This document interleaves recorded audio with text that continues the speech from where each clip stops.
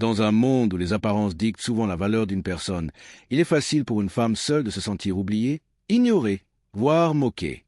Cependant, selon les Écritures, le regard de Dieu est bien différent de celui des hommes. Comme il est écrit dans 1 Samuel 16h7, l'Éternel ne regarde pas à ce que l'homme regarde. L'homme regarde à ce qui frappe les yeux, mais l'Éternel regarde au cœur. Pour vous, femmes seules, abandonnées ou incomprises, ce message est une révélation des mystères célestes qui vous enveloppent, souvent sans que vous le sachiez. Votre solitude n'est peut-être pas un oubli, mais un écrin.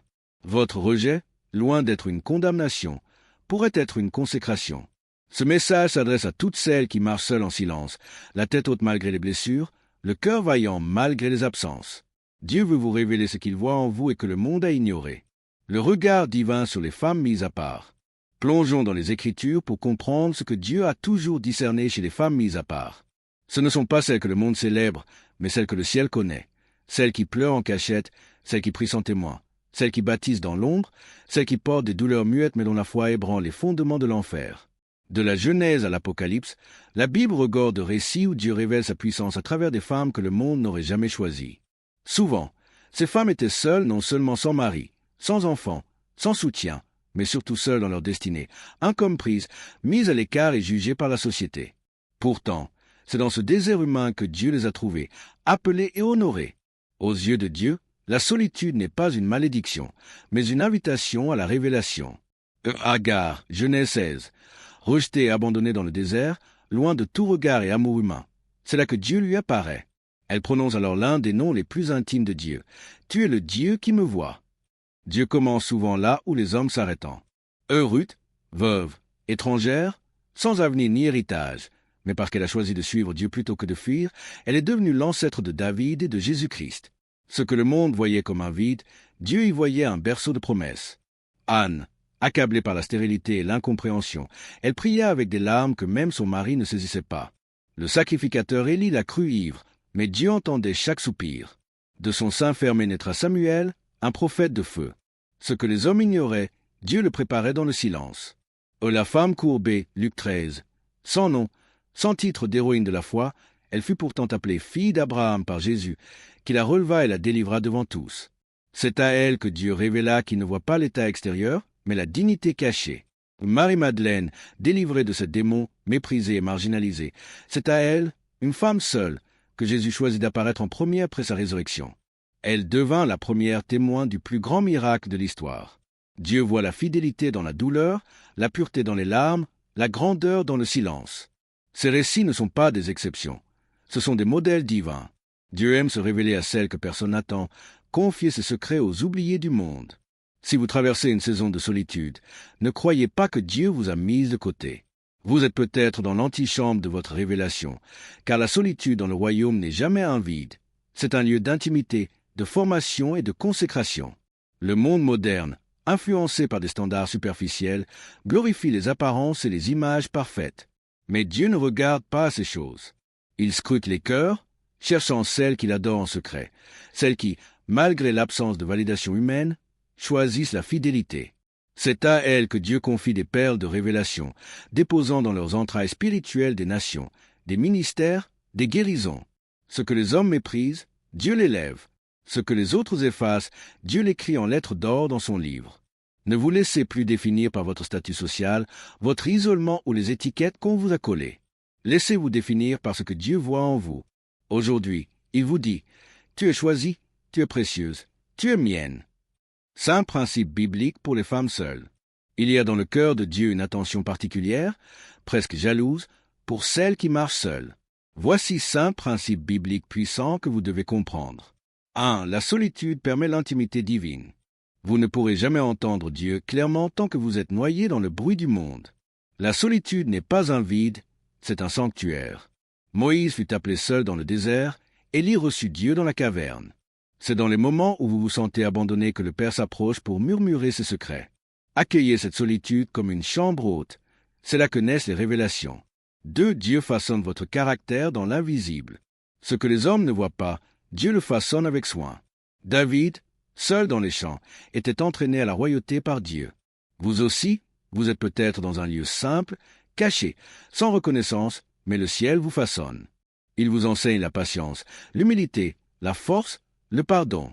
Chaque larme est un témoignage, chaque prière est une graine. Ne cherchez pas à être vu des hommes.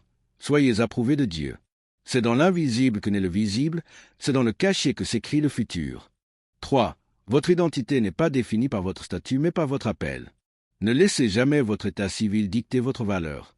Que vous soyez célibataire, veuve, séparé ou sans enfant, votre identité ne vient pas de ce que vous possédez ou de qui vous accompagne, mais de qui vous a appelé. Ésaïe 43, 1 dit, « Je t'ai appelé par ton nom, tu es à moi. » Vous êtes épouse du Christ, temple du Saint-Esprit, héritière du royaume. Le monde peut vous ignorer, mais le ciel vous connaît. 4. Le rejet des hommes ouvre souvent la porte à l'appel de Dieu. Regardez Joseph, rejeté de ses frères, jeté dans une fosse, vendu comme esclave, injustement emprisonné. Mais Dieu ne l'a jamais quitté, et c'est dans ce rejet que s'est révélée la puissance de sa destinée. Le rejet que vous avez vécu, les trahisons, les abandons, les humiliations, tout cela ne vous a pas brisé, cela vous a façonné. Dieu utilise même les coups des autres pour construire votre palais intérieur. 5. Votre fidélité dans l'ombre est un témoignage qui résonne dans l'éternité. Peut-être priez-vous sans que personne ne le sache, soutenez-vous des gens sans qu'ils ne vous remercient, pardonnez-vous sans retour, donnez-vous sans recevoir. Vous vous demandez si cela a du sens. Oui, cela a un sens, car tout ce qui est fait en secret sera récompensé au grand jour. Jésus l'a dit dans Matthieu 6, « Ton Père, qui voit dans le secret, te le rendra. » Votre vie silencieuse est un encens, votre amour discret est une offrande, votre endurance invisible est un combat glorieux. Vous n'êtes pas invisible pour le ciel. 3 vérités cachées sur votre position actuelle. Il y a dans la parole de Dieu des vérités profondes, presque dissimulées, que seul l'Esprit peut révéler à ceux qui persévèrent dans la foi. Ces vérités ne sont pas tapageuses, mais elles transforment une vie lorsqu'elles sont saisies. Femme seule, mise à part, Dieu veut vous révéler 3 vérités cachées qui vont vous faire voir votre position autrement. 1. Dieu vous cache pour vous préserver, non pour vous oublier.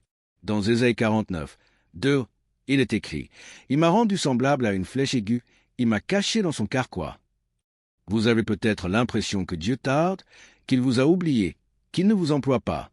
Mais la réalité, c'est qu'il vous cache parce que vous êtes précieuse. On ne laisse pas une perle traîner sur le sol, on ne jette pas un diamant à découvert. Vous êtes une flèche destinée à percer, mais avant de vous envoyer, Dieu vous affine, vous façonne, vous prépare. Ce n'est pas un oubli, c'est une mise en réserve. Le moment vient où il dira « Maintenant ». 2. Dieu parle plus fort dans les silences que dans les applaudissements. Dans la Bible, Dieu parle rarement dans le bruit. Quand Élie s'enfuit dans la montagne, il voit le vent, le tremblement de terre, le feu, mais Dieu n'était dans aucun d'eux. Puis vint un murmure doux et léger, et Élie se voila le visage. C'est dans le silence que Dieu se manifeste avec le plus d'intimité. Si vous traversez une saison de silence, ce n'est pas qu'il est absent, c'est qu'il veut vous attirer plus près, vous enseigner la foi mature, celle qui ne dépend pas de l'émotion mais de la conviction. 3. La solitude est le terrain de la révélation divine et de l'autorité spirituelle. Vous voulez voir des choses nouvelles? Marcher dans une onction particulière? Alors, comprenez ceci, Dieu donne les révélations les plus profondes à ceux qui acceptent l'école de la solitude. C'est dans l'exil que Joseph reçoit l'interprétation des songes. C'est dans le désert que Moïse reçoit les tables de la loi. C'est à Patmos, isolé, que Jean voit le ciel ouvert. L'isolement prépare l'élévation, le silence prépare la voie, la mise par précède l'envoi. Vous n'avez pas été oublié, vous êtes en formation céleste. Les bénéfices spirituels pour celles qui acceptent cette mise à part sont immenses. Elles reçoivent une paix que le monde ne peut leur ôter, développent une capacité à discerner les voies spirituelles, marchent avec une autorité silencieuse mais redoutée. Elles deviennent des colonnes dans leur génération, portent la sagesse que les foules n'ont pas, prient avec une puissance tranquille qui renverse les chaînes. Elles marchent seules, oui, mais elles ne sont jamais seules. Elles marchent avec Dieu, et cela suffit. Démystifier les idées reçues et agir. Beaucoup pensent que la femme seule est incomplète, que c'est une étape temporaire à vite traverser. Mais dans le royaume, rien n'est vain. Si Dieu vous garde seul, c'est pour une raison. Parfois, c'est pour vous protéger, d'autres fois pour vous équiper, ou parce que ce que vous portez est trop précieux pour être exposé trop tôt. Ce n'est pas parce que vous n'êtes pas aimable, c'est parce que vous êtes choisi, mis à part, et Dieu ne partage pas ses trésors à la légère. Ne vous comparez pas, ne regardez pas celle qui semble tout avoir. Dieu ne vous a pas oublié, il vous prépare, et tout ce qu'il fait est parfait.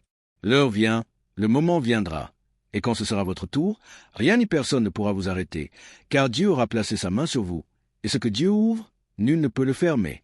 Alors, tenez ferme, ne cédez pas à l'amertume, ne doutez pas de votre valeur. Ce que Dieu voit en vous est réel, même si personne d'autre ne le voit.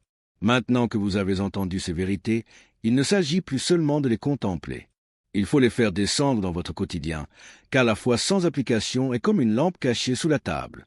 Voici des actions concrètes et des pas de foi que vous pouvez poser dès aujourd'hui. 1. Transformez votre solitude en sanctuaire. Arrêtez de fuir les silences. Créez un épais sacré chez vous. Allumez une bougie. Ouvrez votre Bible. Mettez une musique douce et dites « Seigneur, me voici ». Plus vous le ferez, plus vous découvrirez que vous n'êtes jamais vraiment seul. 2. Parlez-vous selon la vérité de Dieu. Beaucoup de femmes seules laissent leur esprit être nourri par des pensées destructrices. Chaque matin, déclarez à voix haute « Je suis aimé de Dieu, je suis choisie et précieuse, mon histoire est entre ses mains ». Ces PA-rôles sont des armes spirituelles qui restaurent votre identité. 3. Offrez votre attente à Dieu comme une semence. Votre attente n'est pas une punition, c'est un sol. Sémez la prière, la louange, le service. Bénissez une autre femme, encouragez quelqu'un, donnez même quand vous êtes vide. Dieu honore ses semences, et il enverra la pluie en son temps parfait. 4. Entourez-vous de sources qui nourrissent votre âme. Choisissez vos influences. Écoutez des enseignements qui réveillent votre foi. Lisez des livres qui parlent à votre cœur. Suivez des voix qui vous rappellent votre valeur. Protégez votre atmosphère. Vous n'avez pas besoin de 1000 relations. Vous avez besoin d'une présence, celle du Saint-Esprit. 5. Écrivez. Tenez un journal de prière. Notez ce que Dieu vous dit dans le secret, vos combats, vos victoires, vos promesses. Cela deviendra un témoignage vivant un jour. L'Écriture guérit, elle témoigne, elle honore, c'est un acte prophétique. Une histoire de Saraya est votre propre réalité. Il était une fois, dans un village caché entre les collines, une femme nommée Saraya. Elle n'avait ni mari ni enfant, et les femmes du village murmuraient derrière son dos. Elle priait longuement et chantait seule dans les champs, les autres la trouvant étrange. Ce qu'elles ignoraient, c'est que Saraya parlait avec Dieu. Un jour, une sécheresse frappa le village. Les récoltes moururent, les enfants tombèrent malades. Les anciens priaient, mais rien ne changeait. Jusqu'à ce que Saraya, dans le silence de la nuit, tombe à genoux et pleure devant le ciel. Elle pria pour son peuple, pour ses accusateurs, pour les enfants qui l'avaient moqué. Et le ciel s'ouvrit. Une pluie douce tomba, les puits se remplirent, la terre reverdit. Alors les gens comprirent. Celle qu'ils avaient rejetée était celle qui parlait avec Dieu. Depuis ce jour, on l'appelait la lumière du village. Mais elle continuait de marcher seule, humblement, le cœur rempli de paix.